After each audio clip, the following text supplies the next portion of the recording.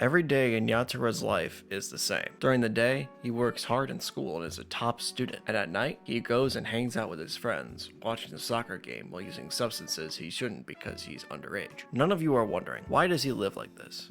But I'm gonna answer anyway because this is my video and I'll do what I want. Because it's what the people in his life want him to do. He lives his life in a way that pleases the people around him, but not in the way he wants to live. In fact, he's done this for so long that he begins to question if the thoughts and feelings that he has are even his own. Have you ever thought about that? The possibility of your thoughts and your feelings not being your own? You may not have thought about it before, but it's really easy for us to fall victim to this. Throughout human history, we have had a tendency to conform. We had to, or else we'd be burned at the stake. But we're living in an age where independence is easier than ever, meaning that it's easier than ever to pursue a path that you want in life. And yet, despite that, we don't take advantage of it. We let the thoughts and feelings of the people around us dictate how we live our lives. They tell us not to pursue a new path in life, not because they hate us, I think, but because they want what's best for us. Stepping into the unknown is scary, and they just want you to be safe. But what ends up happening is that you don't live the life that you want to live. You live the life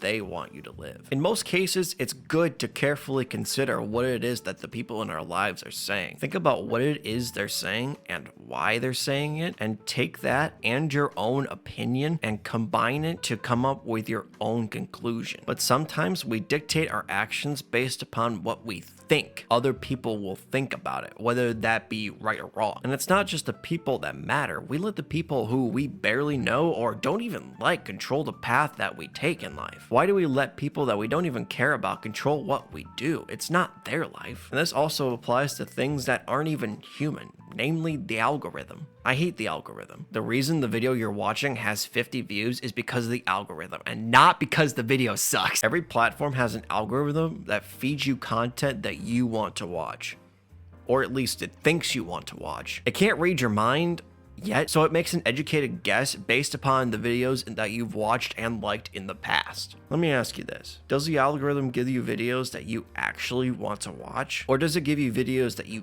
think you want to watch? What do I mean by this? Let's say the algorithm feeds you a video on why AI sucks. An excellent video, by the way. You should thank the algorithm for giving you such an excellent video to watch. Now that you've watched the video and now know the information that the video gave, you now have a conclusion to the argument in your mind. And since this is the only video that you've seen on this argument, you decide, perhaps subconsciously, that this is the correct stance to take. Since you watched that video and interacted with it in some way, the algorithm knows that you like videos that say that AI is bad. So it gives you more, and then you watch them. Then it gives you a video that says that AI is good, actually. But you don't even watch it because, oh, I already know what the answer to that argument is. Don't even need to watch it. You came to a conclusion that the algorithm gave you and accepted it as your own. And when an opposing argument was presented to you, you didn't even consider it. It's very easy to fall into the trap of, oh, this video said this, therefore I think this, because the algorithm feeds you videos that all say the same thing. But one of the most important ways to gain knowledge is to understand both sides of the argument and to come up with a conclusion on your own. Don't let an algorithm decide what you think. Think for yourself, please. I'm not saying you should quit social media, including YouTube, for this reason, because there are plenty of other reasons to do so. What I am saying is to think about what is put in front of your face every single day. Is it there because you agree with it, or do you agree with it because it's there? It's very easy to get manipulated, both by the people in your life as well as social media. And if you're not careful, the thoughts you think and the feelings you have won't be your own. Be mindful of what the people in your life and on your phone are saying to you and why they're saying it to you, and whether or not you agree with what they're saying and why. The story at the beginning was the introduction to Blue Period, a story about how Yatara realizes his life isn't his own and how he reclaims it through something he'd never even considered doing in the past.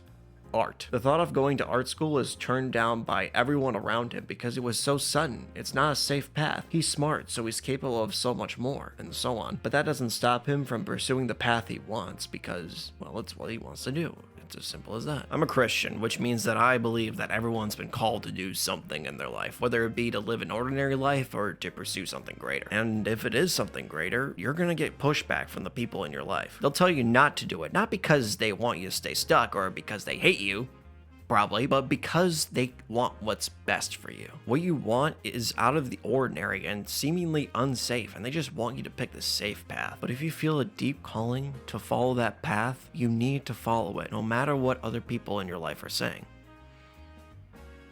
Unless you feel called to do crack, then maybe don't do that.